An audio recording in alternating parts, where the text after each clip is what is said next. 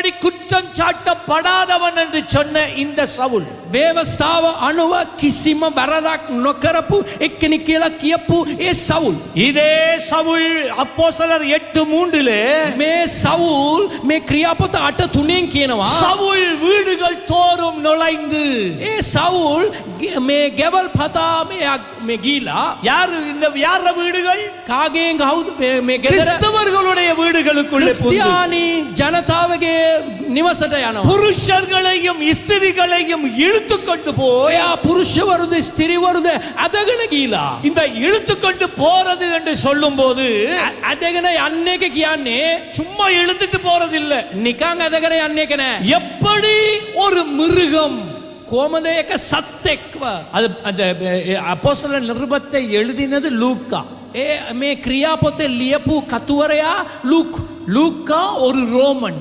ඒ Luke එයා රෝමවරයෙක්. ரோம ராஜ்யத்தினுடைய ராணுவத்தினுடைய மனநிலையை வச்சுதான் அவன் இதை எழுதுறான். එයා ඒ රෝම රාජ්‍යයේ නව ඒ සෙබුලුන්ගේ ඒ මනස තියාගෙන තමයි මේක இந்த ලියනවා. சவுல் வந்து ஒரு யூதனாய் இருந்த போதிலும் මේ සවුල් ඒ යූදවරුක් විසින් සිටියුත් හරි அவன் ரோமர்களுடைய பிரஜா உரிமையை உடையவனாகவும் இருந்தான். ඒ රෝම රාජ්‍ය එයා මේ සිටිෂන් එක අරගෙන හිටපු එක්කෙනෙක්. ஆகவே அவனுக்குள்ள இவன் ஒரு பக்கத்துல யூதனாய் இருக்கிறான், එක පැත්තෙන් එයා යුදවරුවෙක්, மறுபக்கத்திலே இவன் ஒரு ரோமன். අනිත් පැත්තෙන් එයා රෝම මේ පැත්තෙක් ඉන්නවා. அப்படிப்பட்ட ஒரு மனிதனாக இந்த சவுல் இருந்தான். ඒ වගේ එක්කෙනෙක් විදියට තමයි මේ සවුල් සිටියා.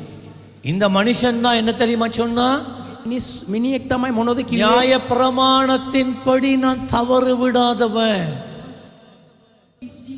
தொடர்ந்து வேதம் சொல்லுகிறது, ටිකටම දෙවියන් වහන්සේගේ වචනේ කියනවා அவர்களை இழுத்து கொண்டு போய் காவலில் போடுவித்து ඒගොල්ලෝව අරගෙන ගිහලා ඉරගෙදරෙන් දානවා.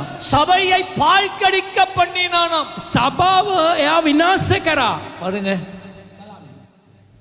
யார் சொல்றது நான் நியாய பிரமாணத்தின்படி நான் மீறாதவன் என்று? කවුද මේක කියන්නේ? දැන් ව්‍යවස්ථාව අනුව කිසි වැරදක් කරේ வெறி නැහැ. பிரித்த ஒரு மிருகத்தை போல ඊටම දුෂ්ට ඒ සත්‍යෙක් වගේ இந்த சவுல் இருந்தான். ඒ සවුල් සිටියා.